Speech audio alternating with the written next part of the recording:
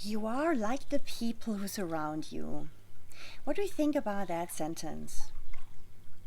We are actually becoming like the people who surround us. That means if you're surrounded by people who have quite a negative energy, who don't want the best for you, and who are weaker than you are, then you will have really big difficulties to grow.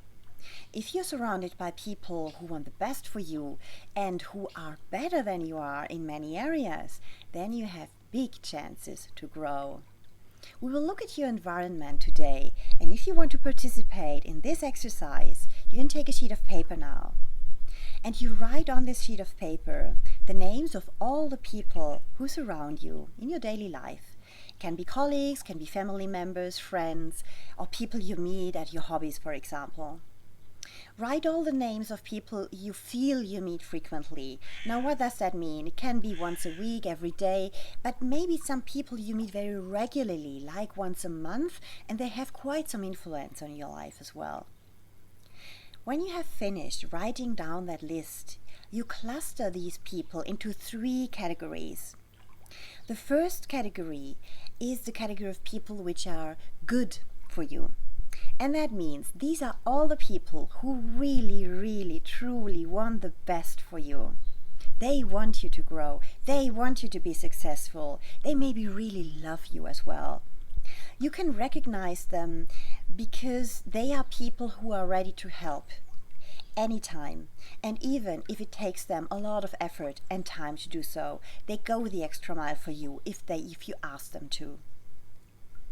And once you have put all these names on that list, and don't worry if there are only very few names on that list, because that's unfortunately quite frequently the case, then you write down and you think about what can each individual person on my good list do for me? How can this person help me to grow, to feel better, to be more successful?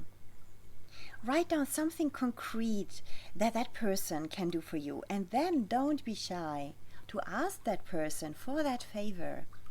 And you will see that he or she is willing to help because they are your good people. And then you take the second category. These are the people which are different. And different means that they are not bad about you, they are not jealous or something like that.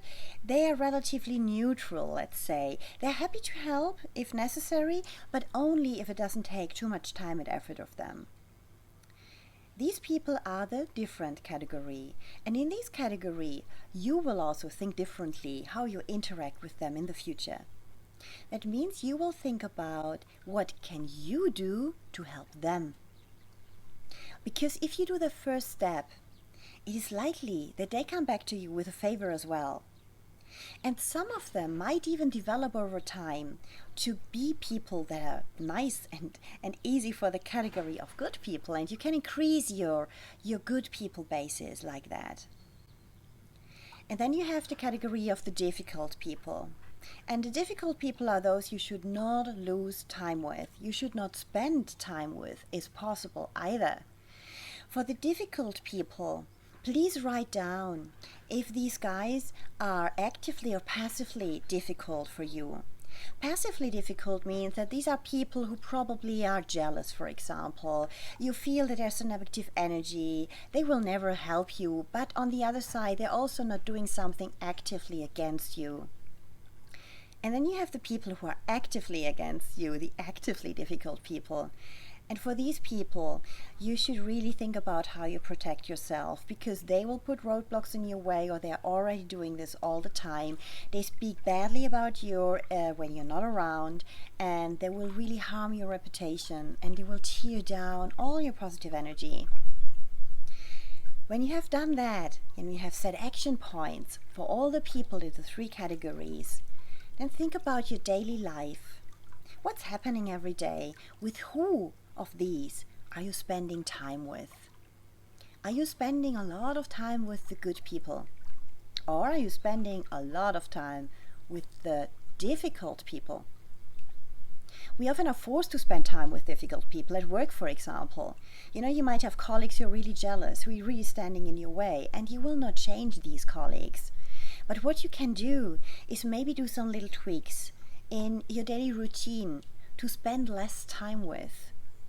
Many of us, for example, go for lunch with a bunch of colleagues, all this time the same, always the same colleagues. And in this bunch of colleagues, you might have 50% of difficult people. So in that case, have the courage to step out of that group over lunch. Lunch is your spare time. You can decide who you have lunch with. You can find an excuse if you like, but better would be that you tell the people that are worthy for you in the group, that you like, that are maybe even good people, or at least different people, that you tell them that you do not want to have this negative energy of the others because it's like that for you. Be honest about it. You might find some allies there even who go for lunch with you, but with a smaller group and a group of good or maybe different people, but not the difficult ones. Don't feel forced also to go for a drink after work with people who are difficult for you. You don't have to do that. Select carefully who you spend time with. And maybe search for new people you don't know yet, or where you shy away because you feel a bit inferior in front of them, because they are better than you are, you feel that they are stronger in some areas. Well, these people can be good mentors for you, or at least a role model you can look at. And this is how you can help yourself to grow day by changing your people environment. I thank you for listening to me. Maybe you want to watch more about my videos on my YouTube channel, or you find out more on the programs which I have to develop yourself in an incredibly positive way on my website. I hope to speak to you soon. Bye bye.